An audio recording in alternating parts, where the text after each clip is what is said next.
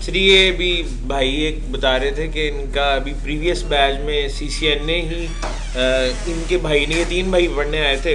तो एक भाई इनके इंग्लैंड में जॉब कर रहे हैं, एक अभी सीसीएन ने पढ़ के सऊदीया गए हैं। वहाँ पे उनकी सिर्फ सीसीएन की बेस पे और सिर्फ ट्रेनिंग की बेस पे, पेपर भी नहीं दिया था, ट्रेनिंग की बेस के ऊपर वहाँ इनकी बिन लादेन ग्रुप में जो है वो जॉब हो गई है। तो यानी कि जॉब हो जाती है अगर आप पाकिस्तान से बाहर अगर आप देखें, ज़्यादा वहाँ कोशिश करें तो सिर्फ सीसीएनए की बेस पे और सिर्फ ट्रेनिंग की बेस के ऊपर भी आपकी जॉब हो सकती है।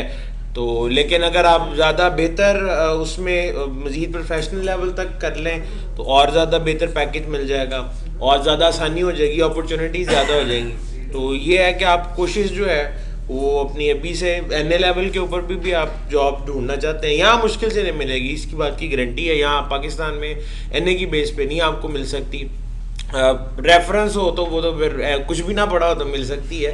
तो लेकिन ये है कि यहाँ कंपटीशन ज़्यादा है यहाँ, क्योंकि यहाँ लोगों में पढ़ने का ट्रेंड कुछ ज़रा ज़्यादा होता है बाहर के मुकाबले में। तो ये है कि इधर कंपटीशन कम से कम एनपी एसपी या प्रोफेशनल लेवल का हो तो कोई बात यहाँ की होती है, लेकिन फिर भी पैकेज इतने अच्छे नहीं मिलते जितने कि आपको बाहर मिल सकते हैं। इसका क्या रीज़न है क्वेश्चन है कि आप अगर आउट ऑफ कंट्री की साइट्स को विजिट करें तो जो सर्टिफिकेशन बेस पे भी दे रहे हैं, हाँ। यहाँ पे अगर आप सर्च करते हैं तो यहाँ पे आप, मैं बता रहा हूँ यहाँ लोग बड़ा पढ़ते हैं, पढ़ने वाले लोग हैं यहाँ के, ठीक है जी। तो यहाँ डिग्री शिग्री सब कुछ वहाँ एक तो बड़ी महंगी होती है उनके अपने लोगों के लिए भी, स्कूलिंग वगैरह तक कॉलेज तक तो फ्री है, लेकिन आगे यूनिवर्सिटी की एजुकेशन वहाँ के अपने लोगों के लिए भी बड़ी महंगी होती है, ठीक है जी। और वहाँ के जो लोग हैं, चंद लोग होते हैं जो कि बहुत एक्सट्रीम तक पढ़ते हैं और काफ़ी आगे चले जाते हैं। मेजॉरिटी उनकी जो है वो मतलब इतना ही होता है कि स्कूलिंग के बाद सर्टिफिकेशन की वहाँ ये ट्रेंड ज़्यादा है।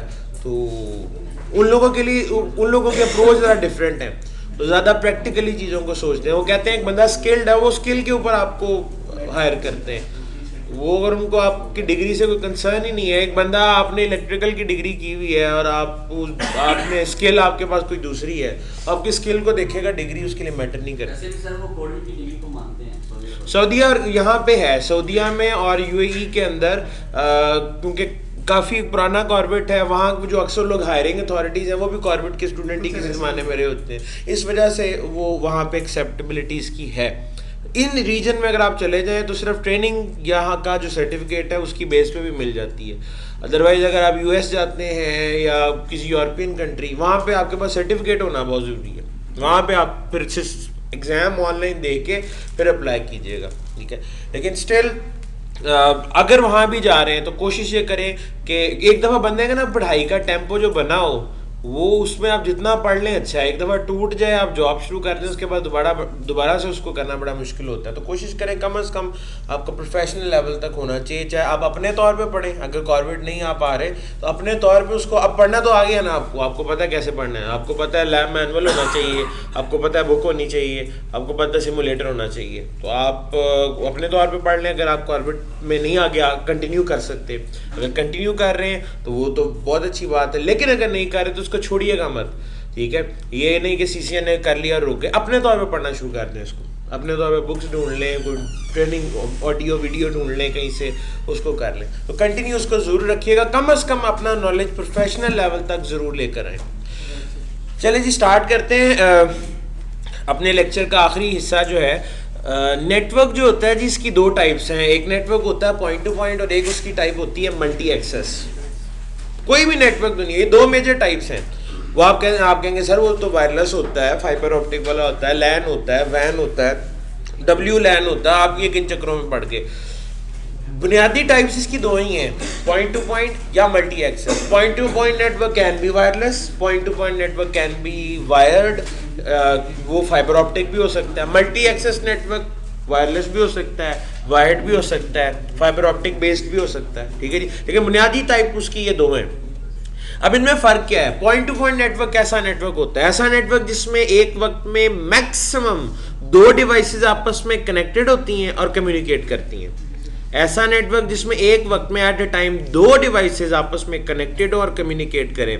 अगर मैं इसको आईपी एड्रेसिंग के हवाले से डिफाइन करना चाहूँ ना, तो ऐसा सबनेट जिसमें नेटवर्क की 30 बिटें हों, तो होस्ट की कितनी बचेंगी? 2। फॉर्मूला क्या था? 2 की पावर 2 माइनस 2, 4 माइनस 2, जवाब आया 2। ये ऐसा नेटवर्क होता है जिसमें 2 यूजर होते हैं। ऐसा नेटवर्क जिसमें मैक्सिमम 2 यूजर होंगे वो पॉइंट टू पॉइंट होगा। अगर इसको हम आईपी एड्रेसिंग के हिसाब से डिफाइन करना चाहें तो इस तरह से किया जा सकता है। ऐसा नेटवर्क जिसमें /30 या नेटवर्क की बिट्स इससे कम हो, यानी कि /29 हो, करते करते /8 तक आप आ जाए। /30 में यूजर कितने होते हैं? 2। /29 में कितने होते हैं? 6। 8 माइनस 2, 6। इसी तरह आगे चलते जाएं तो ये बढ़ते जाएंगे, 14, 30, ठीक है, ये सिलसिला चलता जाएगा। ऐसा नेट, इसका मतलब ये हुआ मल्टी एक्सेस नेटवर्क ऐसा नेटवर्क है जिसमें 2 या 2 से ज्यादा net devices at a time connected भी हो सकती हैं और कम्युनिकेट भी कर सकती हैं। पॉइंट टू पॉइंट नेटवर्क ऐसा है जिसमें मैक्सिमम 2 डिवाइसेस आपस में कनेक्ट होती हैं और कम्युनिकेट करती हैं, ठीक है। अब यहां पे फिर आपके दिमाग में एक सवाल आ सकता है, आप कहते हैं यहां भी देखें सर ये /30 है और यहां भी /30 है, तो आपने तो इसको मल्टी एक्सेस के नीचे लिखा हुआ है, तो इस वाले में और इस वाले में फ़र्क क्या हुआ? इधर आप इसको पॉइंट टू पॉइंट कह रहे हैं और इधर आप इसको मल्टी एक्सेस कह रहे हैं, तो फिर मजीद फ़र्क कैसे पता लगेगा कि इनमें /30 वाला नेटवर्क है, इसका मतलब तो ये है वो पॉइंट टू पॉइंट भी हो सकता है और वो मल्टी एक्सेस भी हो सकता है। फिर पता लगता है आपको स्टैंडर्ड से कि स्टैंडर्ड ऑफ कम्युनिकेशन क्या है। देखें जी, आपने HDLC सुना, मैंने आपको बताया था, मैंने शुरू में ये एक्सप्लेन नहीं किया था, आज अब मैं बताने लगूँ इनमें फ़र्क क्या है। आपने HDLC सुना, आपने PPP सुना, ये जो दोनों स्टैंडर्ड्स हैं ना जी, अगर इनमें से कोई भी एक स्टैंडर्ड कॉन्फ़िगर हुआ हुआ है तो आपका लिंक पॉइंट टू पॉइंट होगा। ये दोनों स्टैंडर्ड जो है ये पॉइंट टू पॉइंट नेटवर्क के लिए होते हैं। HDLC अगर आपका स्टैंडर्ड है तो ये पॉइंट टू पॉइंट, इसमें तीसरा बंदा नहीं आ सकता कोई। PPP यानी कि पॉइंट टू पॉइंट, नाम में PPP या पॉइंट टू पॉइंट प्रोटोकॉल, इसमें तीसरा नहीं आ सकता। अगर आपका स्टैंडर्ड ये है तो ये दोनों, अब आप कहेंगे सर ये दोनों स्टैंडर्ड पॉइंट टू पॉइंट के? जी बिल्कुल दोनों। आप कहेंगे फिर ये 2 क्यों है? तो एक ही काफ़ी था। 2 ये इसलिए, ये ऊपर वाला ये आपको पहले ही पता है, ये सिस्को प्रोप्राइटरी है, नीचे वाला ओपन स्टैंडर्ड है। ये अगर दोनों डिवाइसेस सिस्को की हैं तो आप HDLC कॉन्फ़िगर कर सकते हैं। अगर मिक्स है, मल्टीपल वेंडर्स हैं, तो आपको उनके दरमियान PPP कॉन्फ़िगर करना पड़ेगा। यानी 2 डिवाइसेस डिफरेंट वेंडर्स की हो और इनके दरमियान आपने पॉइंट टू पॉइंट लिंक बनाना है, पॉइंट टू पॉइंट नेटवर्क बनाना है, तो आपके इनकैप्सुलेशन क्या होगी? PPP। एक तरफ, दोनों तरफ सिस्को है तो आप PPP भी कर सकते हैं और HDLC भी कर सकते हैं। ये इनका फर्क था। तो यानी ये आपको ये जो स्टैंडर्ड है ये बताते हैं नेटवर्क की टाइप क्या है। इसमें 2 बंदे हैं, 2 से ज्यादा भी हो सकते हैं। दूसरी कैटेगरी क्या है जी? Multi access. मल्टी एक्सेस में देखें नहीं, मल्टी एक्सेस का फर्क कैसे पता लगता है? अगर तो जनाब ये है नेटवर्क, ये तो शक्ल देख के पता लग जाएगा मल्टी एक्सेस है, 2 से ज्यादा लोग हैं। लेकिन इसमें नहीं पता लग सकता अगर /30 है, इसमें आपको देखना पड़ेगा स्टैंडर्ड। अब अगर स्टैंडर्ड आपके पास है ईथरनेट या फ्रेम रिले,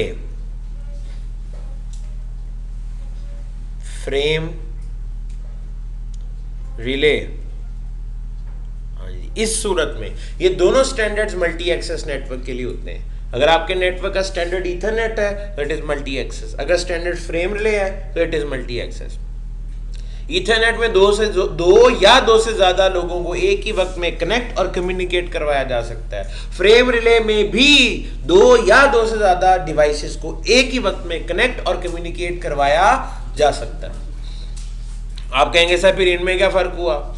इनमें फर्क यह है कि ईथरनेट लैन का स्टैंडर्ड है और फ्रेम रिले वैन का स्टैंडर्ड है।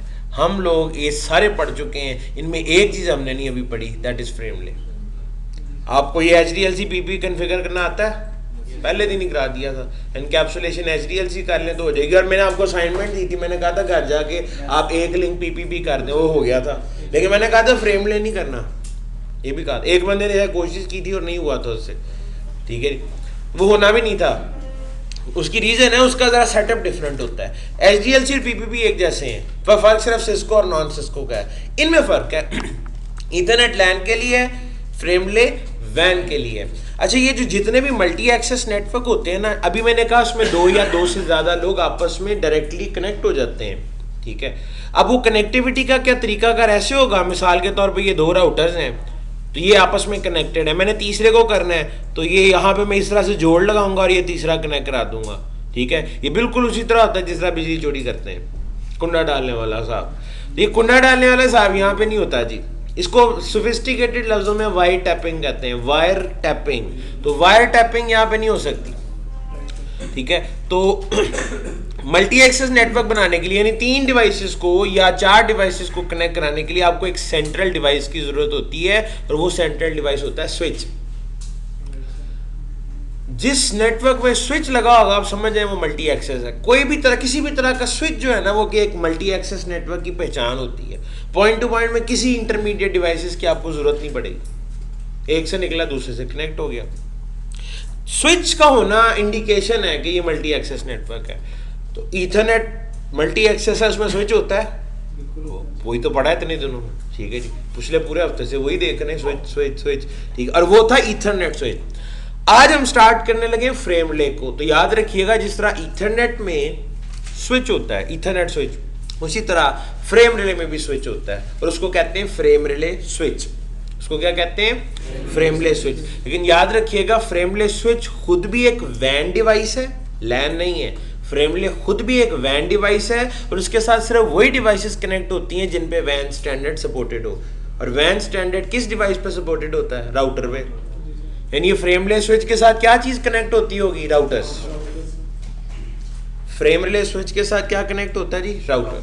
अब ये जरा बड़े स्केल पे है।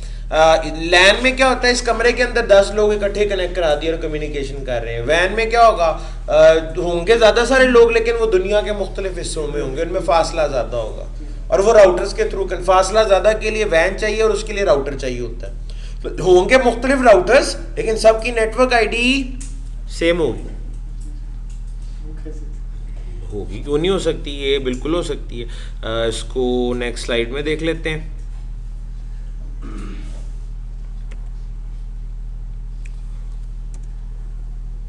मिसाल के तौर पे ये एक आपकी ब्रांच है ए, एक ब्रांच है बी, आप ही की ऑर्गेनाइजेशन की, और ये आप ही की ऑर्गेनाइजेशन की एक और ब्रांच है सी, और मुख्तलिफ, और आपकी ऑर्गेनाइजेशन की एक चौथी ब्रांच किसी और शहर के अंदर है। दरमियान में कौन है? Service provider, PTCL. ये पीटीसीएल बना लिया। ये ऐसे कनेक्ट होगा, ये ऐसे कनेक्ट होगा, ये ऐसे कनेक्ट होगा और ये ऐसे कनेक्ट होगा, ठीक हो गया जी। उसके बाद ये वाला इंटरफेस, ये वाला इंटरफेस, ये वाला इंटरफेस और ये वाला इंटरफेस आपकी ब्रांच की है ना। इनको आईपी देता हूँ 1.1.1.2, ठीक है जी। इसको 1.1.1. सॉरी, इसको 1 कर देंगे, इसको 2 कर दें, ये .3 और ये 1.1.1.4। सबकी नेटवर्क आईडी सेम है। हाँ, इनके पीछे तो डिफरेंट नेटवर्क होगा, इसका लैंड डिफरेंट है, इसका लैंड डिफरेंट है, डिफरेंट नेटवर्क आईडी है, इधर भी डिफरेंट नेटवर्क आईडी है और यहाँ पे भी आपकी डिफरेंट नेटवर्क आईडी ही चल रही होगी राउटर डी के पीछे। लेकिन ये इस सर्कल को सिर्फ आप गौर करें, इसके अंदर जो है नेटवर्क आईडी सेम है, इसके बाहर डिफरेंट होंगे। राउटर की डेफिनेशन नहीं बदली, राउटर का ये वाला और ये दोनों इंटरफेस पे नेटवर्क डिफरेंट होगा, लेकिन ये अंदर ये वाला चीज सेम है। और ये जो पीटीसीएल है, इसकी अब जो जगह बन रही है, ये क्या बन रही है? सेंट्रल। इसका मतलब है ये जो मैंने स्विच का जिक्र किया, फ्रेम रिले स्विच, ये आपके सर्विस प्रोवाइडर के पास होता है। फ्रेम रिले स्विच का क्लाइंट से कोई ताल्लुक नहीं है, फ्रेम रिले स्विच का ताल्लुक सर्विस प्रोवाइडर के साथ होता है। ईथरनेट स्विच क्लाइंट कॉन्फ़िगर करता है, frame relay switch service provider configure करता है। आपका इसके साथ लेना देने कोई नहीं होगा। फ्रेम रिले स्विच की कॉन्फ़िगरेशन, उसके साथ कनेक्टिविटी सर्विस प्रोवाइडर का काम है। सर्विस प्रोवाइडर को आप जाके कहते हो जनाब मैंने पॉइंट टू पॉइंट लिंक बनाना है, वो आपको एचडीएलसी या पीपीपी ऑफर करेगा। सर्विस प्रोवाइडर को कहते हो मैंने अपनी 4 ब्रांचेस कनेक्ट करानी है, मल्टी एक्सेस नेटवर्क बनाना है, वो आपको फ्रेम रिले ऑफर कर देगा। अब वो फ्रेम रिले की कॉन्फ़िगरेशन हो या एचडीएलसी की हो या पीपीपी की हो, वो दरमियान वाला काम खुद करता है। तो फ्रेम रिले में दरमियान में क्या चीज़ आती है? स्विच। तो इस स्विच को वो खुद कॉन्फ़िगर करेगा। अच्छा, अब ये जो फ्रेम रिले स्विच होता है, इसके ऊपर याद रखिएगा ये जितनी भी पोर्ट्स होती है ना फ्रेम रिले स्विच की, ये सारी वैन पोर्ट्स होती हैं, सीरियल पोर्ट्स होती हैं। अब यहाँ पे फिर एक और इम्पॉर्टेंट चीज़, आपको कोई अलग से फ्रेम रिले स्विच लेने की ज़रूरत नहीं पड़ती। सिस्को का जो एक राउटर होता है वो एक फ्रेमलेस स्विच का काम भी करता है।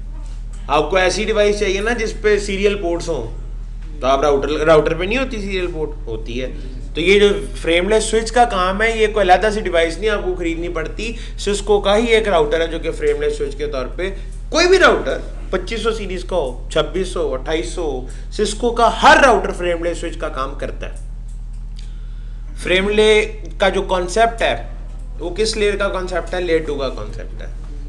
वैसे स्टैंडर्ड तो जितने होते हैं याद रखिएगा, लैन हो, वैन हो, ये सारी लेयर 2 की बातें होती हैं। कोई भी स्टैंडर्ड हो, लैन का हो, वैन का हो, HDLC हो, PPP हो, ईथरनेट हो, फ्रेमले हो, ये डिसीजन तो स्टैंडर्ड का डिसीजन, वायरलेस हो, जो भी हो, वही डिसीजन लेयर 2 के ऊपर ही होता है। तो फ्रेमले बुनियादी तौर पे लेयर 2 टेक्नोलॉजी है। ये ईथरनेट भी लेयर 2 टेक्नोलॉजी है, फ्रेमले भी लेयर 2 टेक्नोलॉजी। ईथरनेट भी मल्टी एक्सेस है, फ्रेम रिले भी मल्टी एक्सेस है। ईथरनेट में भी नेटवर्क आईडी सेम रहती है, इसमें भी नेटवर्क आईडी, फ्रेम रिले में भी नेटवर्क आईडी सेम। ईथरनेट में भी 2 से ज़्यादा यूज़र हो सकते हैं, फ्रेम रिले में भी 2 से ज़्यादा यूज़र हो सकते हैं। ठीक है जी, यहाँ तक तो अभी सिमिलैरिटीज, फ़र्क सिर्फ अभी एक ही है, लैन और वैन का, बस। एक और फ़र्क है, उसमें ईथरनेट स्विच होता है जो क्लाइंट खुद कन्फिगर करता है, इसमें फ्रेम रिले स्विच होता है जो सर्विस प्रोवाइडर के पास ही होता है और वही कन्फिगर करता है। इतनी चीज़ है। अच्छा, उसके बाद आप कहेंगे, अब यहाँ पे मजीद आप कहेंगे सर जब ईथरनेट स्विचिंग हमने पढ़ी थी तो आपने कहा था कि ये ना मैक एड्रेस की बेस पे कम्युनिकेट करता, आईपी की बेस पे नहीं करता, आईपी एड्रेस को मैक के साथ मैप कराया जाता है। तो फ्रेमले में क्या सिलसिला होगा? फ्रेमले में भी आईपी की जो मैपिंग है वो एक लेयर 2 के आइडेंटिफायर के साथ की जाती है, लेकिन वो मैक नहीं होता। ईथरनेट में क्या चीज थी जी? मैक। फ्रेम रिले में जो लेयर 2 आइडेंटिफायर है, लेयर 2 आइडेंटिफायर, उसको कहते हैं DLCI, data link circuit identifier, data link circuit identifier, circuit ID. उधर मैक है, इधर ये है। ठीक है जी, उधर आईपी की और मैक की बाइंडिंग होती है, फ्रेम रिले में आईपी की, और ये इसको डेलसी बोला जाता है जी, DLCI है, इसको डेलसी बोलते हैं। आईपी की डेलसी के साथ मैपिंग की जाती है। कंपैरिजन कर रहा हूं, ईथरनेट में आईपी की मैक के साथ, फ्रेमले में आईपी की डेलसी के साथ। मैक एक मुश्किल नंबर है, कॉम्प्लिकेटेड नंबर है, ठीक है जी, लेकिन ये डेलसी है, it's a simple number, like 102, 300, 20, 20, 102, 300, it's a number, it is a simple number. DLCI एक नंबर होता है, ठीक है जी। ये आईपी से भी आसान है, ये मैक से भी आसान है, ठीक है जी। ये एक आइडेंटिफायर है और बड़ा सिंपल सा आइडेंटिफायर है। डेटा लिखा हुआ है जी, data link circuit identifier. IP की और मैक एड्रेस की बाइंडिंग यहाँ कराई जाती है, और यानी कि जो ट्रैफिक है वो फ्रेमले के अंदर आईपी नहीं बल्कि मैक एड्रेस की बेस पे डिलीवर होती है। ये कितने बिट का होता है? ठीक है जी, इसका बिट का जी इसकी रेंज आपको देखनी पड़ेगी। ये मैं अभी आपको दिखाता हूँ क्वेश्चन मार्क करके, तो उसकी रेंज से अंदाज़ा हो जाएगा। ठीक है जी, ये इसका मिनिमम मैक्सिमम क्वेश्चन मार्क के बाद आपको दिखाई देगा कि इसकी मैक्सिमम रेंज का है। ठीक है, तो उसके मुकाबले में ये सिंपल नंबर है, उस तरह का नहीं है। अच्छा, अब मज़ीद इसकी मैपिंग कैसे करवाई जाती है, और इसमें जो फ्रेमले स्विच होता है हमने तो कॉन्फ़िगर नहीं करना होता, लेकिन अगर कॉन्फ़िगर करना पड़ जाए तो उसकी कॉन्फ़िगरेशन क्या होती है, ये चीज़ अब हम समझ लेते हैं। सबसे पहले फ्रेमले स्विच की बात कर लेते हैं कि फ्रेमले स्विच में क्या कॉन्फ़िगर करना होता है, और उसके बाद जो ईथरनेट है, सॉरी जो उसके क्लाइंट हैं उन पे क्या कॉन्फ़िगर करना होता है। एक छोटी सी और इसमें फ़र्क है फ्रेम रिले में और ईथरनेट में। ये जो आपका ईथरनेट है ना, उसको कहते हैं, ये ईथरनेट एक BMA टेक्नोलॉजी है। BMA होता है ब्रॉडकास्ट मल्टी एक्सेस। ईथरनेट एक ब्रॉडकास्ट मल्टी एक्सेस टेक्नोलॉजी है, और जो फ्रेम रिले है उसको कहते हैं ये एक non broadcast multi access technology है। ये फ़र्क है जी दोनों में। और ईथरनेट को ब्रॉडकास्ट मल्टी एक्सेस और फ्रेम रिले को नॉन ब्रॉडकास्ट मल्टी एक्सेस कहा जाता है। अब ये इसमें फ़र्क क्या है, ब्रॉडकास्ट मल्टी एक्सेस और नॉन ब्रॉडकास्ट मल्टी एक्सेस क्या होता है? फ्रेम रिले जी नॉन ब्रॉडकास्ट है, फ्रेम रिले, और जो ईथरनेट है वो broadcast multi access. Broadcast multi access में और नॉन ब्रॉडकास्ट मल्टी एक्सेस में क्या डिफरेंस है, सुन लें। ब्रॉडकास्ट मल्टी एक्सेस में किसी एक फ्रेम की मल्टीपल कॉपीज मल्टीपल यूजर्स के पास भेजी जाती हैं। यानी एक मार्कर है ना, इसकी 100 कॉपी होगी और 100 मुख्तलिफ यूजर, जितने यूजर होंगे सबके पास चली जाएगी। लेकिन वो कॉपी असल में होती किसी एक के लिए है, वो रख लेता और बाकी सारे डिस्कार्ड करते हैं। ऐसे ही होता है ना इथरनेट में। जब इथरनेट में ब्रॉडकास्ट होती है तो क्या होता है, एक चीज की मल्टीपल कॉपीज मल्टीपल लोगों के पास जाती हैं, सब डिस्कार्ड कर देते हैं, एक रख लेते हैं। ये बिहेवियर है मल्टी एक्सेस का, ब्रॉडकास्ट मल्टी एक्सेस का, जिसमें एक फ्रेम की मल्टीपल कॉपीज मल्टीपल यूजर्स को सेंड कर दी जाती हैं। ब्रॉडकास्ट मल्टी एक्सेस में एक फ्रेम की मल्टीपल कॉपीज मल्टीपल यूजर्स को सेंड कर दी जाती हैं, एक रखता है, बाकी सब डिस्कार्ड कर देते हैं। फ्रेम रिले में क्या होता है, फ्रेम रिले में एक फ्रेम की मल्टीपल कॉपीज एक ही को, फ्रेम रिले में जब ब्रॉडकास्ट होता है तो उसका तरीका ये, एक फ्रेम की मल्टीपल कॉपीज एक ही यूजर को भेजी जाती हैं, सबको नहीं भेजी जाती। यानी एक फ्रेम की 10 कॉपी है ना, तो वो एक ही यूजर के पास जाएंगी जिसके लिए वो है, बाकी सबके पास नहीं जाएंगे। हाँ यूनिकास्ट, लेकिन कहते हैं इसको इस तरह से, तो वही है ना, नॉन ब्रॉडकास्ट है, इसीलिए तो कहते हैं नॉन ब्रॉडकास्ट, क्योंकि इसमें ब्रॉडकास्ट अगर करनी भी हो ना, फ्रेम रिले में अगर ब्रॉडकास्ट करनी भी हो तो वो यूनिकास्ट की तरह होती है। यूनिकास्ट में एक कॉपी एक यूजर को जाती है, फ्रेम रिले में अगर आप ब्रॉडकास्ट करने की कोशिश करें ना, तो पता क्या करता है वो, इसकी 10 कॉपियां बनाएगा और एक ही को भेज देगा, उसी बंदे को जिसके लिए वो है, सबको नहीं भेजेगा। फ्रेम रिले में इस तरीके से काम चलता है, जिसका ट्रैफिक हो उसी के पास जाती है, बाकियों के पास जाती नहीं है, तंग नहीं करता ये बाकियों। यूनिकास्ट वाला बिहेवियर है, इसलिए इसको नॉन ब्रॉडकास्ट कहते हैं।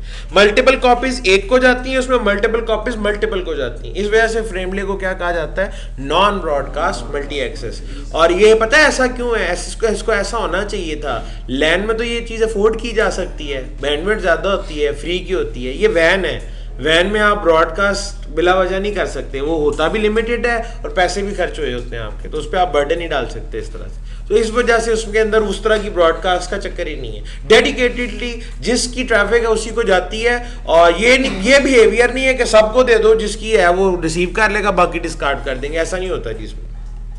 अब इस चीज़ को मुमकिन कैसे बनाया जाता है, इस चीज़ को पॉसिबल कैसे बनाया जाता है, इसके लिए आपको फ्रेमलेस स्विच का थोड़ा सा आर्किटेक्चर समझना पड़ेगा कि फ्रेमलेस स्विच के ऊपर आखिर ऐसी क्या चीज़ होती है जो ये एक की चीज़ एक को ही देता है, बाकियों को नहीं देता। उसको देखते हैं।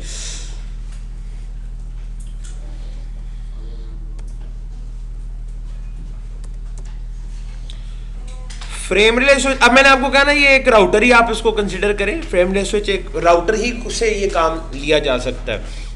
इसमें मैं कहता हूँ मिसाल के तौर पे, ये इसका सीरियल इंटरफेस है, सीरियल 0/0, और ये एक और है जी सीरियल 0/1।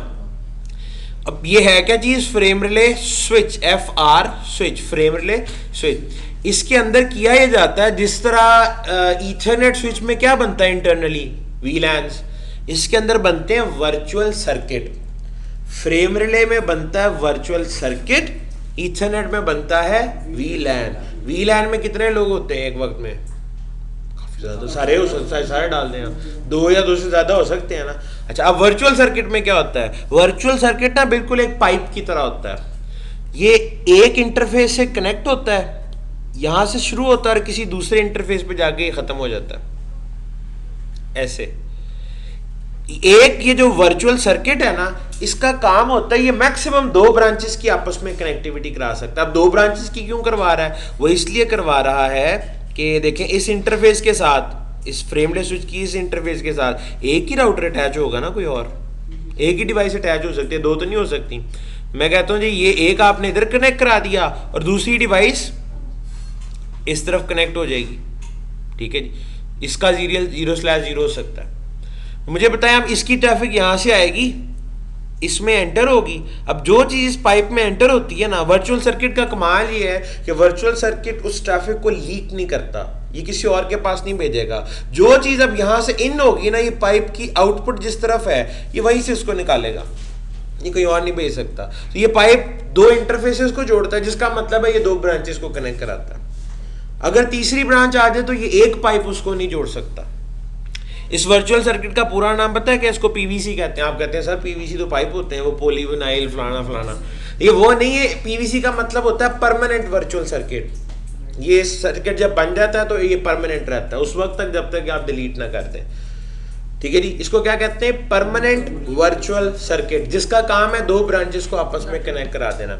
अच्छा, ये जो सर्विस प्रोवाइडर है वो तो इस तरह कई उसके कस्टमर होते होंगे और उनकी कई ब्रांचेस को कनेक्ट कराता होगा इस तरह। मिसाल के तौर पर मैं कहता हूँ ये वाला राउटर 1 जो है ना, ये कॉर्बेट का है, कॉर्बेट की लाहौर वाली ब्रांच, और ये कॉर्बेट इस्लामाबाद, तो ये उसको कनेक्ट करा रहा है कॉर्बेट लाहौर को। ये वाला कॉर्बेट लाहौर की ट्रैफिक इस पाइप को यूज करती है और दूसरी तरफ इस्लामाबाद पहुंच जाती है, ठीक है। इसी तरह यही सर्विस प्रोवाइडर हबीब बैंक या किसी और बैंक को भी सर्विसेज दे रहा होगा, उसकी एक लाहौर वाली और कराची वाली ब्रांच को भी कनेक्ट कर रहा होगा। तो मैं कहता हूँ जी ये बिल्कुल इसी तरीके से देखें, ये एक बैंक है, कोई सा भी बैंक है, ये उसकी एक ब्रांच है, ये उसकी दूसरी ब्रांच है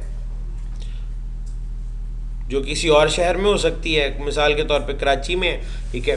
तो इनकी भी कनेक्टिविटी सर्विस प्रोवाइडर ने करनी है।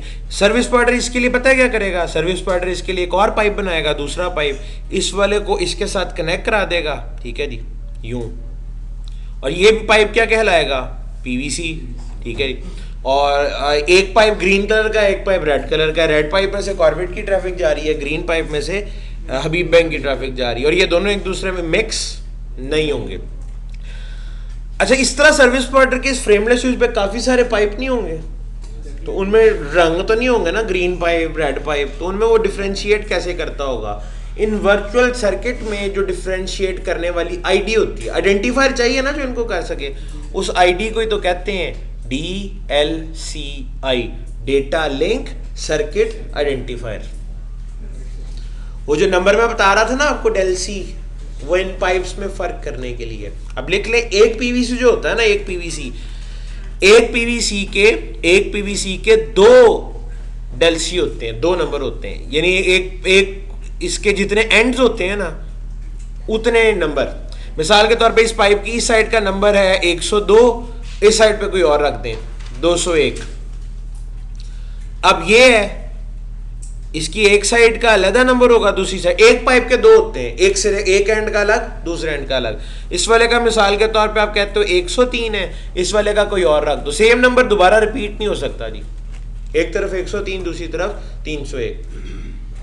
अभी फायदा नुकसान पता लग जाएगा। अभी तो सिर्फ आप लिख रहे हैं ना, एक पाइप के दो डेलसी होते हैं, एक तरफ के लिए, दूसरा दूसरी तरफ के लिए, सिंपल सी चीज है।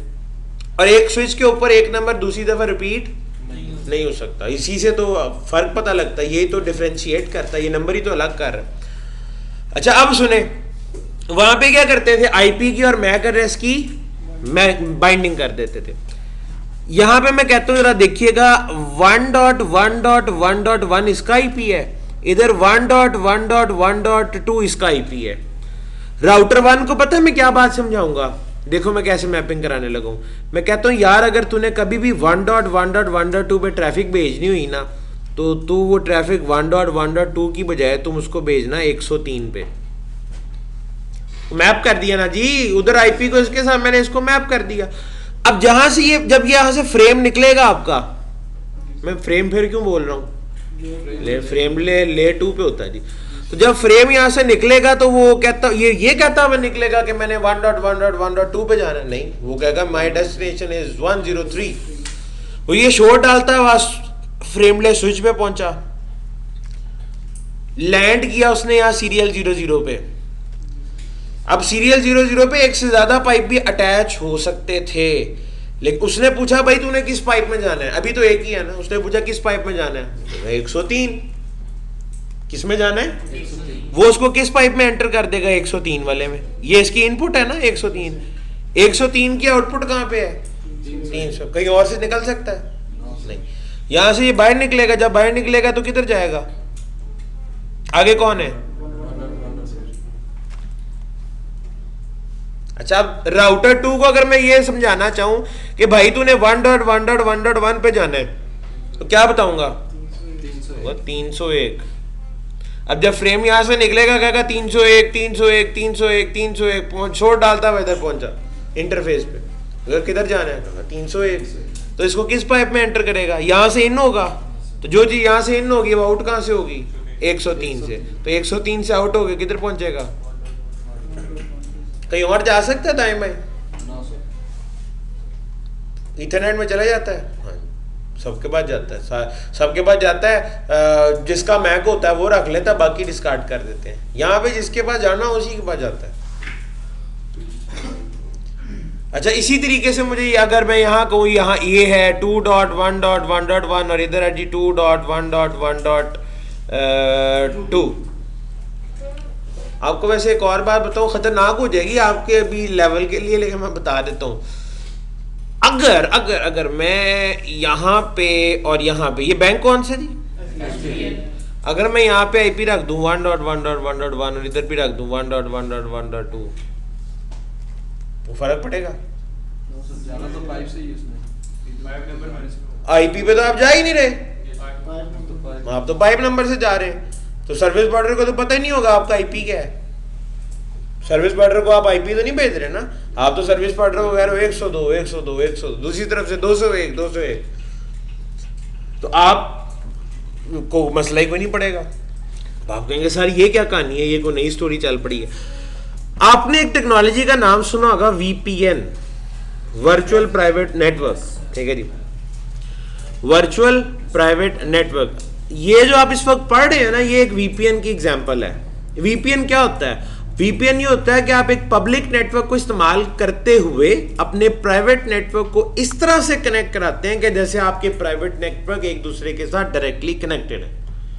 अब देखो ना, ये HBL का प्राइवेट नेटवर्क इधर है ना एक, और ये HBL का दूसरी तरफ ये है, ठीक है। अब आप दोनों अपना पाइप तो नहीं बिछा सकते थे यहां से यहां तक। ये जो सर्विस प्रोवाइडर होता है ना, ये जो वैन होता है, ये पब्लिक नेटवर्क होता है। इसको पब्लिक इसलिए कहते हैं कि ये सबके लिए होता है, जो पैसे देता है वो उसे यूज कर सकता है। लेकिन आपका अपना नेटवर्क प्राइवेट है, आपने अपने प्राइवेट नेटवर्क की आपस में कनेक्टिविटी करानी है इस पब्लिक नेटवर्क को यूज करते हुए। पब्लिक नेटवर्क दरमियान में बिल्कुल इस तरह बिहेव कर रहा है जैसे वो ट्रांसपेरेंट है, ठीक है जी।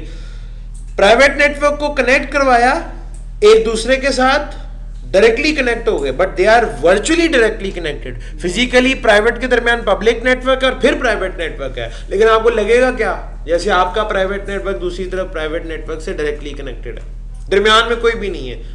आप दोनों क्या बात कर रहे हैं कि कोई दुनिया का बंदा इसको नहीं देख सकता, आप क्या एड्रेसेस भी नहीं पढ़ सकता। अब मैं इसमें जरा एडिशन कुछ बातों का कर लूं, ठीक हो गया। तो VPN की ना, VPN का जब भी नाम आता ना, अक्सर लोगों के दिमाग में आता है कि ये कोई सिक्योरिटी का टॉपिक होता है। याद रखें, VPN का सिक्योरिटी से कोई ताल्लुक नहीं, उसकी डेफिनेशन का सिक्योरिटी से कोई ताल्लुक नहीं है। VPN की डेफिनेशन होती है कि आपका जो पब्लिक नेटवर्क है ना, यानी जो आपका सर्विस प्रोवाइडर है, वो मुख्तलिफ क्लाइंट्स को इस तरीके से आपस में कनेक्ट कराए कि वो दोनों क्लाइंट्स एक दूसरे से आइसोलेटेड रहे। ये आइसोलेशन का लफ्ज जो है, ये VPN की डेफिनेशन का हिस्सा है। यानी HBL और कॉर्बेट एक दूसरे में मर्ज नहीं होने चाहिए। HBL का पाइप भी अलग है, कॉर्बेट का पाइप भी अलग है। वो जो यहाँ पे फ्रेम लेके केस में ये जो पाइप है, ये एक दूसरे को आइसोलेट कर रहा है। जिस तरह VLAN आइसोलेट नहीं करता था ब्रॉडकास्ट डोमेन को, तो ये भी तो वही काम कर रहा है। ये एक कस्टमर की ट्रैफिक को दूसरी कस्टमर से आइसोलेशन करता है। और अगर ये काम आपका पब्लिक नेटवर्क कर रहा है, इस टेक्नोलॉजी को हम VPN कहते हैं।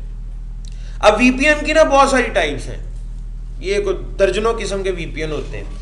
मैंने उनमें से वो VPN आपके मेरे फ्रेमले वाला जो VPN होता है, इट्स अ लेयर 2 VPN, इसको लेयर 2 VPN कहते हैं। फ्रेमले का ताल्लुक लेयर 2 से, इसको लेयर 2 VPN कहते हैं। और ये VPN की वो कैटेगरी है जिसमें सर्विस प्रोवाइडर को क्लाइंट के IP का पता नहीं होता। ऐसे भी VPN है जिसमें सर्विस प्रोवाइडर को क्लाइंट के IP का पता होता है। अब जिसमें पता होता है उसमें फिर नेटवर्क ID का डिफरेंट होना जरूरी होता है। ऐसे भी होता है, कोई नहीं जी, बड़े बड़े लोग गिर जाते हैं। अच्छा जी, तो वो मेरी एक टी-शूट की क्लास, उसमें मैं बंदे जानबूझ के गिराता हूँ, इतना वो सब्जेक्ट बड़ा मुश्किल होता है, ठीक है। तो खैर बात ये हो रही थी जी, क्या जी, हाँ जी, वो भी मैं भी आपको बताता हूँ वो कैसे हो सकता है। यानी आप कहें जी एक ही ऑर्गेनाइजेशन की 3 ब्रांचेस हैं, तो वो आपस में क्या करेंगे अभी बताता हूँ। तो पहली बात तो ये है कि वीपीएन की मुख्तलिफ टाइप्स हैं और दर्जनों के हिसाब से हैं। मैं उनमें से उस वीपीएन का जिक्र कर रहा हूं जिसमें सर्विस प्रोवाइडर और क्लाइंट के दरमियान आईपी एड्रेसेस की इंफॉर्मेशन शेयर नहीं होती। जिसमें नहीं होती वहां पे ये काम हो सकता है कि आप सेम आईपी इस्तेमाल कर लें। आईपी का किसको पता लगना है, ठीक है। और इट इज नॉट इंटरनेट, फिर वो उसको मिक्स ना कर दीजिएगा। ये आपकी ब्रांच टू ब्रांच कनेक्टिविटी है। इसमें वो पब्लिक और प्राइवेट आईपी एड्रेस की कहानी नहीं है। आप कोई भी आईपी इस्तेमाल कर लें, चाहे पब्लिक करें प्राइवेट करें, आईपी की सिग्निफिकेंस ही नहीं है इसमें। आईपी सेम रखें डिफरेंट रखें, अहमियत ही नहीं है, क्योंकि यहाँ अहमियत है डेल्सी की, उस नंबर की, वो अलग होना चाहिए। वो मैंने पहले कहा वो सेम नहीं हो सकता। तो ये वीपीएन की एक टाइप है। वीपीएन की डेफिनेशन सिर्फ बस यही होती है कि मुख्तलिफ कस्टमर्स एक दूसरे से आइसोलेटेड रहे। अच्छा, अब बात को मजीद आगे बढ़ाते हैं। ये समझ आ गई यहाँ पे मैपिंग कैसे होती होगी। अच्छा, इसमें नोट किया आपने, आईपी दूसरी तरफ का होता है और वो जो पाइप का नंबर है वो आप वाली साइड का होता है। इसमें मैपिंग ऐसी होती है। अब पहले मैं उनके सवाल का जवाब दे दूं, फिर मैं वापस इस पे आऊंगा। उनका क्वेश्चन ये था कि सर अगर ऐसे हो जाए, मैं इस स्लाइड पे भी वापस आऊंगा, थोड़ी देर के लिए एक और स्लाइड बना लेते हैं। चलिए, उनका क्वेश्चन ये था कि सर अगर ऐसे हो कि ये सर्विस प्रोवाइडर है और मैंने ही अपनी ही ऑर्गेनाइजेशन की 3 ब्रांचेस की कनेक्टिविटी करानी है और मैं चाहता हूं तीनों आपस में कम्युनिकेट करें, ये सिनेरियो बनाना चाह रहा हूं। अब क्या होगा, यानी ये भी कॉर्बेट है, ये भी कॉर्बेट है और ये भी कॉर्बेट है। इसका आईपी 1.1.1.1 है, इसका आईपी 1.1.1.2 है और इसका 1.1.1.3। अब बताएं कि ये कैसे कम्युनिकेट करेंगे, यहाँ पाइप्स की क्या सिचुएशन होगी। मैं आपने क्यों, आप कहेंगे सर आपने तो कह दिया है, पाइप की डेफिनेशन सुना दी है कि एक पाइप 2 ब्रांचेस को कनेक्ट करा सकता है। तो आगे सुन लें, उसमें आपको ये करना पड़ेगा, नहीं पाइप में सुराख नहीं करना आपने, और वो यहाँ पे ऐसा पाइप भी नहीं मिलता वो जो टी वाला होता है ऐसा, ठीक है जी, जिसमें वो यूं करके आप ऐसे कर लेते हैं, ये टी नुमा पाइप भी नहीं मिलता है यहाँ पे, ठीक है। तो उसमें आपको यूं करना पड़ेगा, एक पाइप आप बनाएंगे R1 से 2 के लिए, और ये जो पाइप होता है ना इसके लिए आपको पैसे पे करने पड़ते हैं। इस वर्चुअल सर्किट के ही आप अपने सर्विस प्रोवाइडर को पैसे पे करते हैं। ये जी मैं कहता हूँ ये इसका सीरियल 0/0 था, ये सीरियल 0/1 था और ये सीरियल 0/2 था। अब इसका नंबर आपने रखा 102, इसका रख दिया 201। 1 और 2 ने कम्युनिकेशन शुरू कर दी। अब 1 और 3 की कम्युनिकेशन के लिए आपको एक और पाइप चाहिए होगा, और वो पाइप इसी जगह पे आप कनेक्ट कराएंगे, इसी इंटरफेस के साथ। एक इंटरफेस के साथ मल्टीपल पाइप्स कनेक्ट हो सकते हैं। फ्रेम रिले स्विच के एक इंटरफेस के साथ मल्टीपल पाइप कनेक्ट हो सकते हैं। अब दूसरा पाइप यहां से चलेगा और इस इंटरफेस तक आएगा, और इसका इस पाइप की आईडी डिफरेंट होगी। ये होगा जी इसका इस तरफ 103 और इस साइड पे 301 कर लेंगे।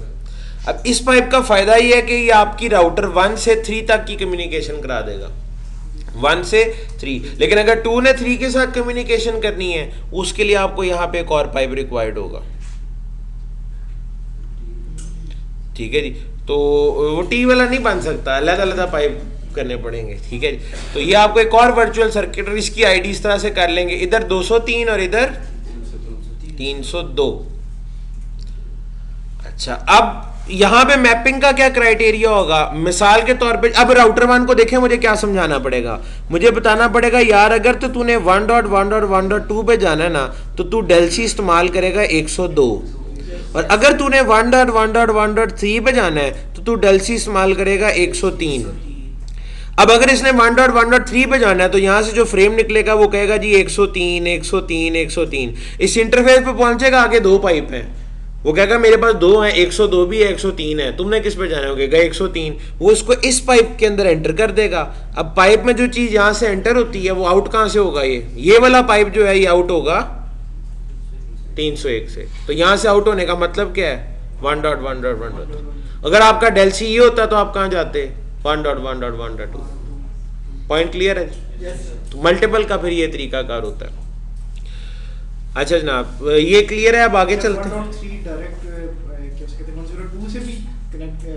हाँ जी, करना करेगा, इससे करना 103 से होते हुए सर 203 पे जब कम्युनिकेट करना आप यहाँ से किससे बात, आईपी बताएं, यहाँ बैठे में आप किस आईपी से कम्युनिकेट करें? 1.3 अगर 1.2 से कम्युनिकेशन करना चाह रहे हैं, हाँ जी, तो विद द हेल्प ऑफ 102 से जा सकते हैं। चाहिए भी चले, अब आपने उन बात छेड़ ही दिया तो अब मैं वो भी बता देता हूँ।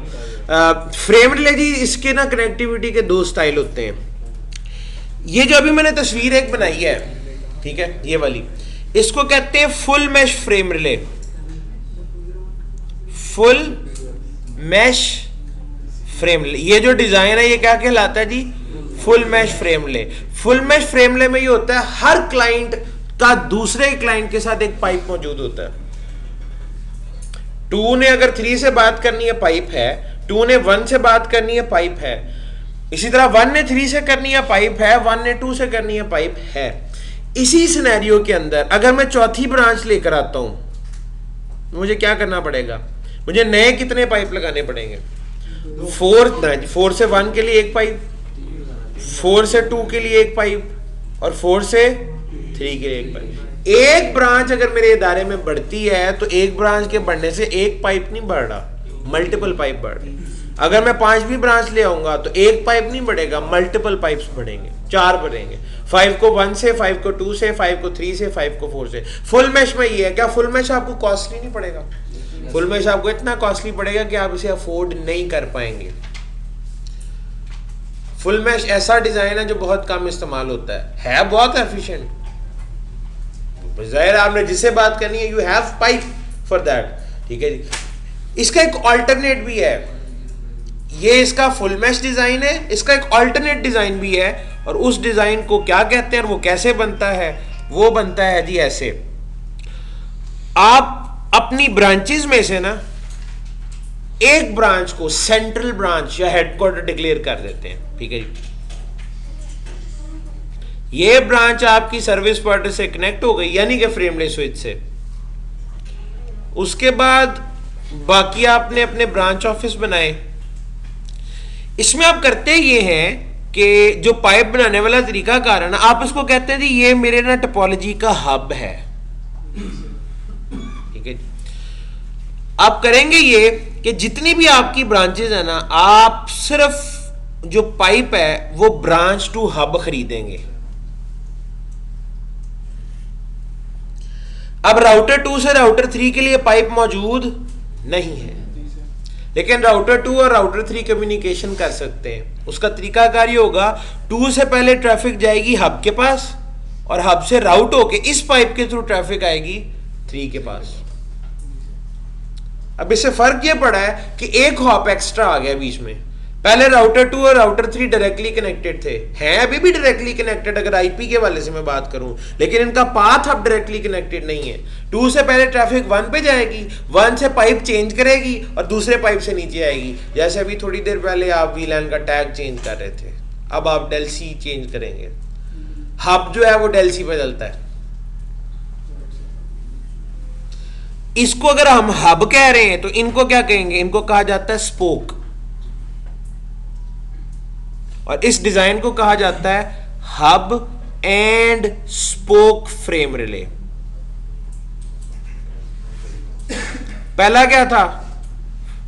Full mesh frame relay. उसमें वो एफिशिएंट है बट कॉस्टली है। ये इतना एफिशिएंट नहीं है। ये एफिशिएंट इसलिए नहीं है क्योंकि इसमें एक हॉप एक्स्ट्रा आता है, आप हब के वाया हब जाते हैं, ठीक है। और एक और नुकसान भी, हब पे डिपेंडेंसी, अप डाउन हो गया पूरा नेटवर्क डाउन हो जाएगा। लेकिन कॉस्ट एफिशिएंट है। कॉस्ट एफिशिएंट कैसे है जी? कॉस्ट एफिशिएंट ये इस तरह से है कि अब मेरी चौथी ब्रांच आती है तो मुझे क्या करना पड़ेगा?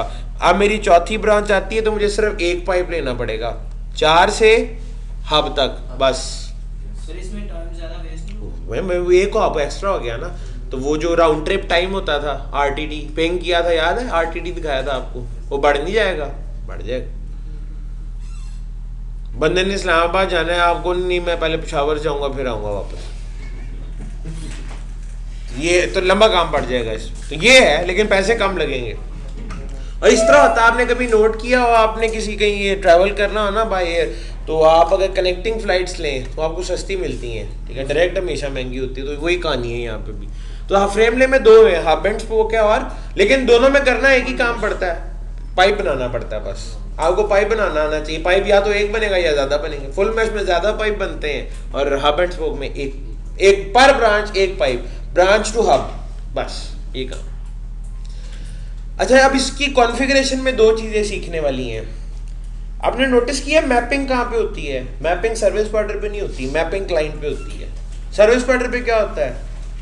पीवीसी पाइप बनता है। सर्विस प्रोवाइडर पे पाइप बन रहा है, क्लाइंट पे मैपिंग हो रही है। अच्छा, जहां तक अब बात है, अब दोनों चीजें सीख लेते हैं अभी। जहां तक बात है मैपिंग की, तो ईथरनेट में मैपिंग स्टैटिकली होती थी या डायनामिकली?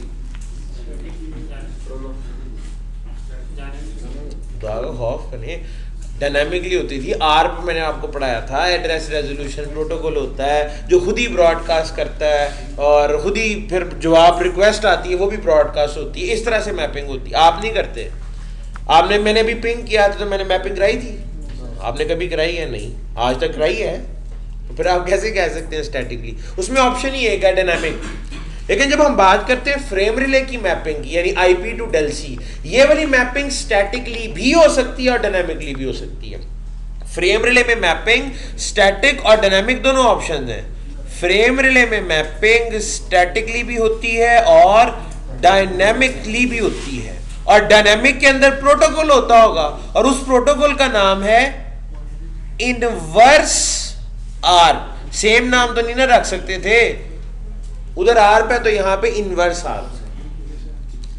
अच्छा, सवाल, सर उधर दोनों तरीके क्यों नहीं थे और इधर दो क्यों है? पॉइंट है ना जी। उधर स्टैटिकली क्यों नहीं होती? इसलिए नहीं होती क्योंकि उधर होती है, उधर एंड यूजर्स होते हैं। आप यहाँ पे देखें, यहाँ पे एंड यूजर का तो काम ही नहीं है, यहाँ पे तो ब्रांचेस हैं। ब्रांचेस तो कम होती हैं लेकिन एंड यूजर तो हजारों की तादाद में होते हैं। इतने ज्यादा मैक एड्रेस होते हैं कि आपके लिए स्टैटिकली मुमकिन ही नहीं है कि आप उसकी मैपिंग करा। बंदे ने पिंग करना और टेंशन बढ़ जाए जी उसे, मैंने पिंग करना है, पहले मैपिंग करानी पड़ेगी जी खुद, वो समझ ही ना आए।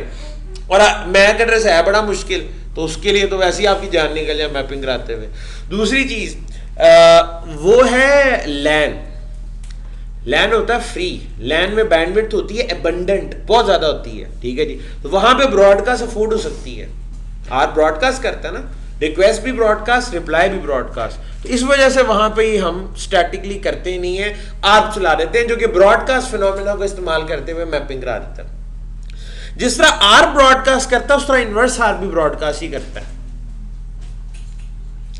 तो अगर आप इनवर्स आर को इनेबल कर देंगे यहाँ पे, ठीक है जी, तो उससे क्या होगा, आपके वैन, यहाँ पे तो वैन है, यहाँ तो आप ब्रॉडकास्ट अफोर्ड ही नहीं कर सकते। वैन के लिंक है, फ्रेमले में वैन होता है ना, तो लिमिटेड बैंडविड्थ है, लिमिटेड रिसोर्सेज हैं, तो उनके ऊपर आप इसको अवॉइड करेंगे। हाँ, वो बंदा इनवर्स आप यूज करें जिसे मैपिंग आती ही नहीं है करानी, पढ़ा लिखा नहीं है, आप यानी सिस्को पे या किसी इस वेंडर पे मैपिंग कराना नहीं जानता, उसके लिए आसान है। आप सिर्फ लिंक आप करते हैं। इनवर्स आपका ये सिलसिला है कि इनवर्स आपके ऊपर बाय डिफॉल्ट इनेबल्ड होता है। आपने सिर्फ इंटरफेस को नो शट करना है, इनकैप्सुलेशन करनी है फ्रेम रिले और नो शट कर देना है। इनवर्स आप खुद ही मैपिंग करा देगा, लेकिन करा देगा। और आपकी जी ना, आप वालेकुम सलाम, अभी बड़ा टाइम है, आप 3 बजे आइएगा। नहीं जी नहीं, आपके पास अभी मेरी इतने घंटे की और क्लास भी है। नहीं, मेरी तो रोज होती है, कल भी इसी तरह थी, सारे दिन का सिलसिला था, तो वो तो मेरा काम ही है। अच्छा जी, तो वाकई आप शुक्र करें आपको फारिग कर रहे हैं, वरना आपने लटके रहना था।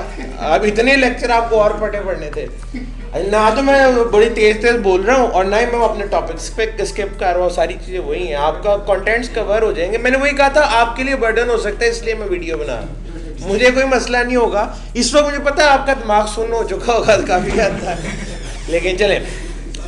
अच्छा, तो इनवर्स आप ब्रॉडकास्ट फिनोमेना को यूज करते हैं, इसलिए इसको अवॉइड करना चाहिए। आपको चाहिए आप स्टैटिक मैपिंग कराएं, ऑप्शनल है, आपको चाहिए कि आप स्टैटिक मैपिंग कराएं ताकि आपके वैन लिंक पे बर्डन ना पड़े, इसलिए यहां पे ऑप्शन रखी हुई है। लेकिन अगर आपको स्टैटिक मैपिंग नहीं आती तो इनवर्स आप तो बाय डिफॉल्ट चल ही रहा होता है, वो खुद ब खुद मैपिंग करा देगा, आपको सोचने की जरूरत ही नहीं है। तो ये मैपिंग के यहाँ पे 2 तरीके हमने दोनों सीखने हैं कि प्रोटोकॉल से कैसे हो जाती है और स्टैटिकली कैसे करनी पड़ती है। दूसरी चीज है यहाँ पे क्योंकि इंडस्ट्री में आपका फ्रेमलेस स्विच से वास्ता नहीं पड़ेगा, लेकिन अगर यहाँ पे आप प्रैक्टिस करना चाहते हैं तो जाहिर आपको फ्रेमलेस स्विच लगाना पड़ेगा, ठीक है, उसके बगैर तो नहीं हो सकता। तो आपको फ्रेमलेस स्विच की कॉन्फ़िगरेशन भी आनी चाहिए। चलें जी, उसको स्टार्ट करते हैं। मैंने इस वक्त जो सिनेरियो बनाया हुआ है, जो पिक्चर बनाई हुई है आप लोगों के लिए, वो ये है।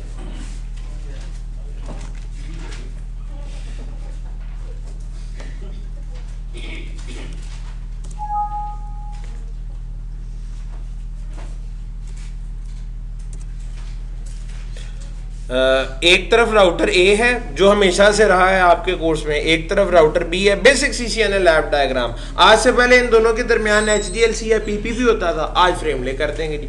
और फ्रेमले के लिए मैंने बताया जी, अच्छा फ्रेमले स्विच का एक्चुअल सिंबल जो है ना वो ये होता है जी, दरमियान में एक डायगोनल लाइन, ठीक है जी।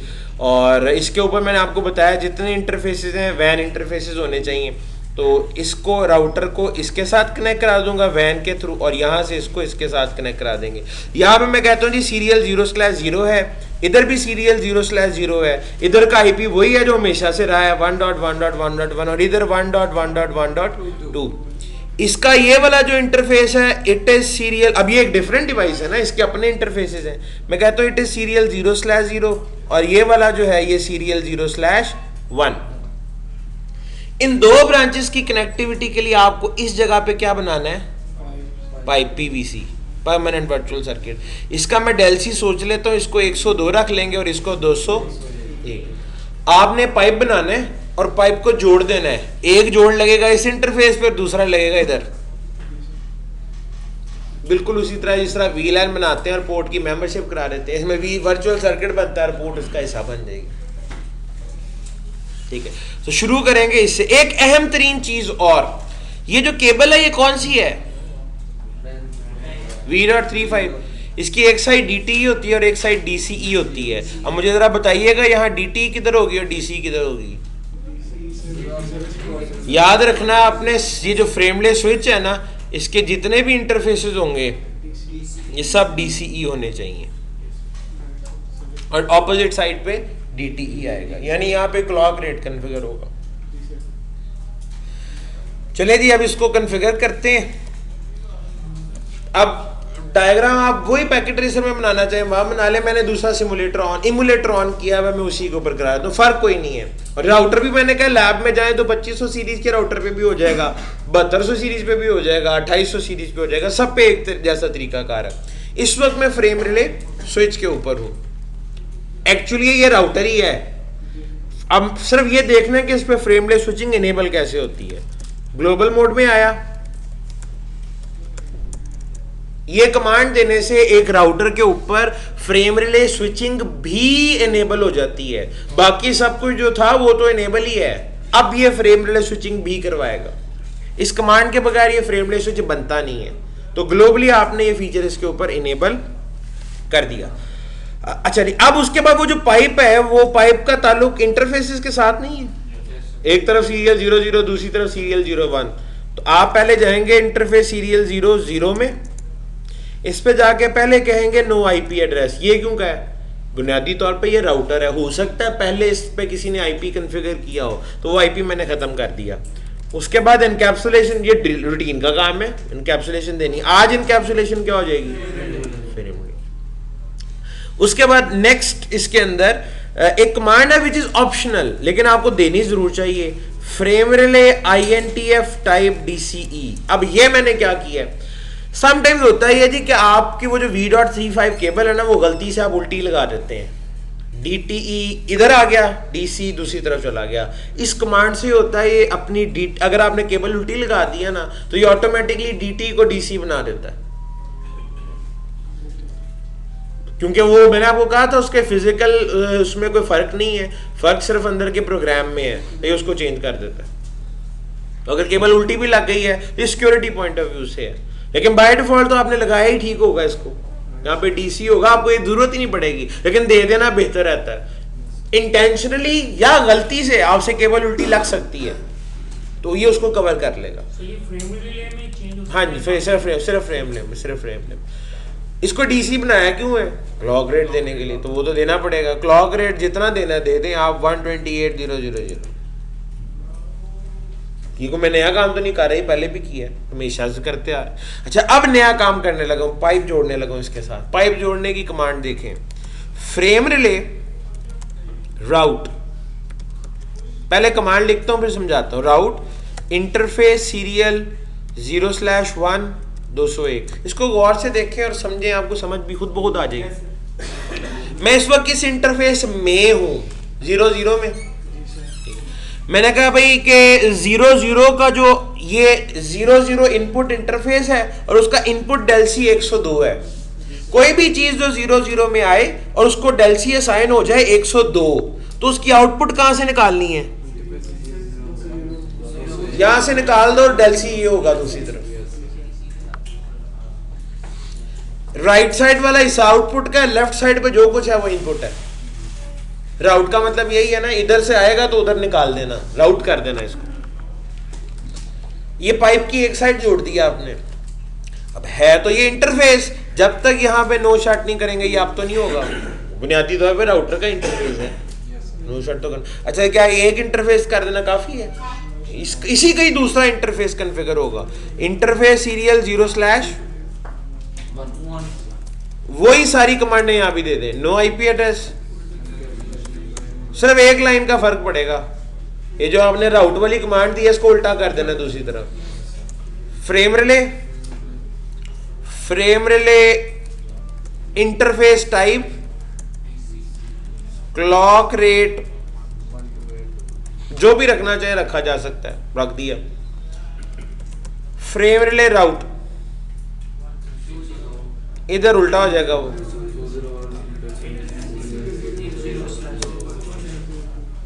आपने कहा अगर इधर से इनपुट हुई तो आउटपुट इधर से होगी।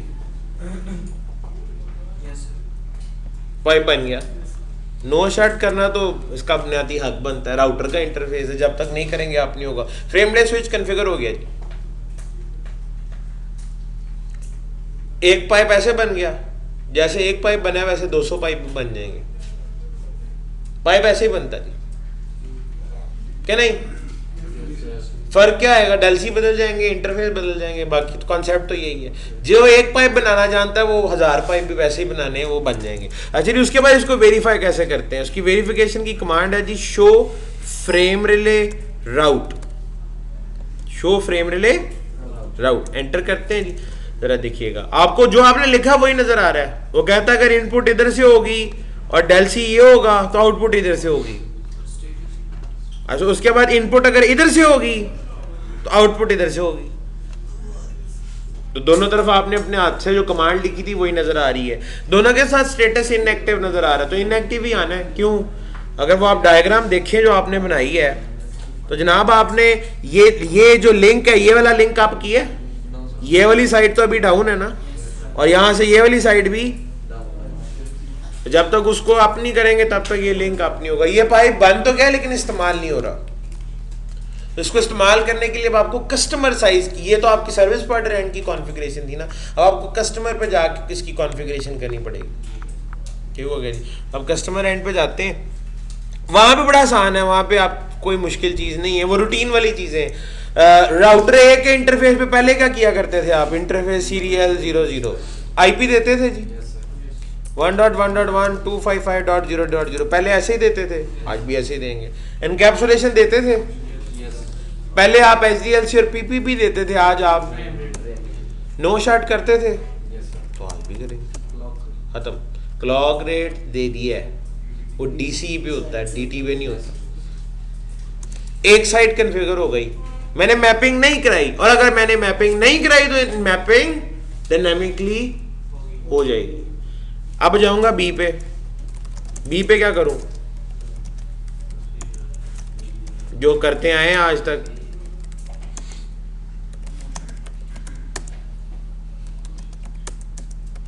नहीं, ए और बी डायरेक्टली कनेक्टेड नहीं है, लेकिन इनको फील ऐसा ही होगा कि दे आर डायरेक्टली कनेक्टेड।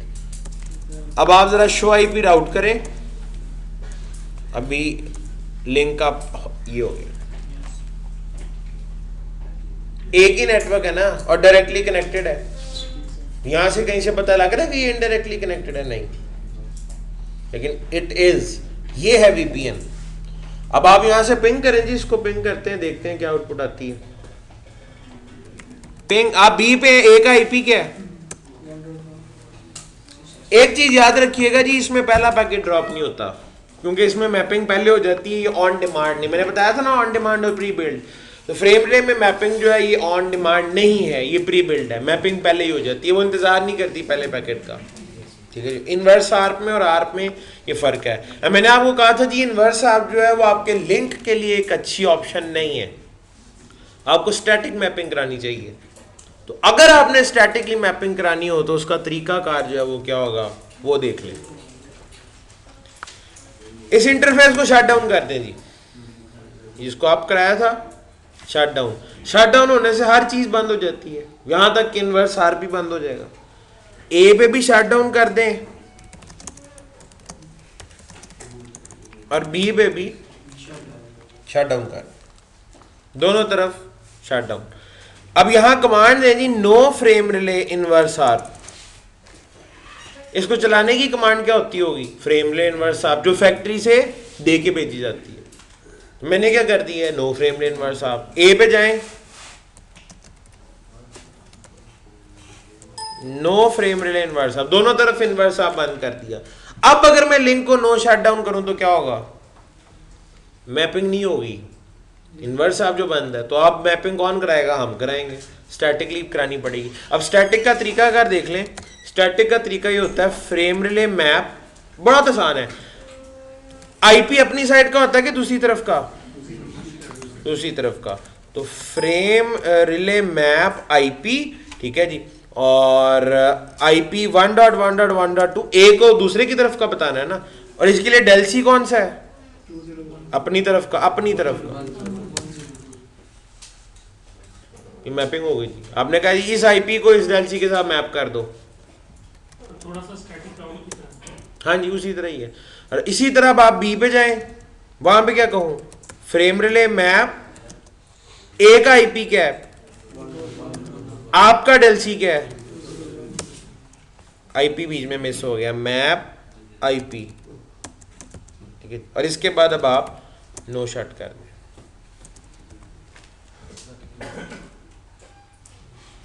इसमें चूंकि बड़ा आसान है मैपिंग कराना, तो आपको स्टैटिकली ही करना चाहिए, ये इसका सबसे बेहतरीन तरीका। आप उसको डिसेबल करें। आप मुझे बताएं मैं पिंग करूंगा तो पहला पैकेट ड्रॉप होगा, मैंने अपने हाथों से मैपिंग कर दिया, तो उसने क्यों इंतजार करना है? सर इस वजह से हो सकता है अगर लिंक डाउन है और आप हो रहा है तो टाइम ले लेगा, अदरवाइज पिंग होना चाहिए। पिंग हो गया। तो जी ये था स्टैटिक और डायनामिक फ्रेम रिले, दोनों तरह की उसकी कॉन्फ़िगरेशन आपको दिखा दी। फ्रेम रिले का टॉपिक भी यहाँ कंप्लीट हो गया। अब सिर्फ आखिरी छोटा सा टॉपिक है आपका, और वो थ्योरेटिकल है, IPv6 का इंट्रोडक्शन, ठीक है जी। जल्दी से वो पढ़ लेते हैं। उसकी इम्प्लीमेंटेशन CCNA में नहीं है, सिर्फ उसका आपका जो क्वेश्चन भी आता है ना ऑनलाइन एग्जाम में, मैं कोशिश करता हूँ मैं आपको उसका वही चीज़ करवाऊँ जो एग्जाम में पूछी जाती है या इंटरव्यू में पूछी जाती है, IPv6 से रिलेटेड। उस हद तक इसको डिस्कस करते हैं। अगर एक क्लास और रख लीजिए, क्योंकि कुछ टॉपिक्स हमारे बीच में स्किप हुए थे। कौन से? रिकवरी कैसे है, और एक AD वैल्यू रख लेते हैं, चलें रख ले। मैं क्लास कौन सी खत्म करने लगा वैसे? उसे कर लेंगे क्या आज के दिन उसे कर लेंगे, देख लेंगे। आपने एक और दिन पढ़ना है आगे? आ जाएंगे? क्योंकि वो इसमें काफी चीजें जो वायरलेस का तो सेपरेट अलहदा से ही होता है, वो आपको कॉल करके सारों को दोबारा वो बुलाएंगे, वो तो अलहदा से होनी है क्लास। डायनामिक राउटिंग में कल वो तो हो गया, वह करा दी थी, स्टैटिक की चेंज की, उसकी भी बता दी थी, चले दोबारा बता दूंगा मैं, उसमें कोई इशू नहीं।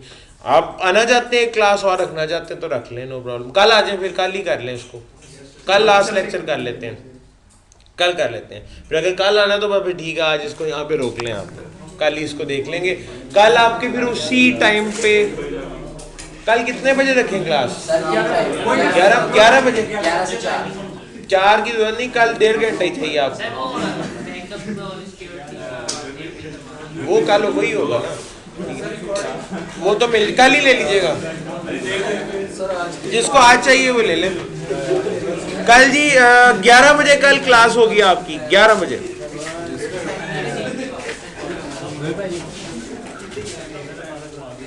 सर ये क्या है, मैं सेव कर लूँ, वरना सेव ना हो तो फिर आप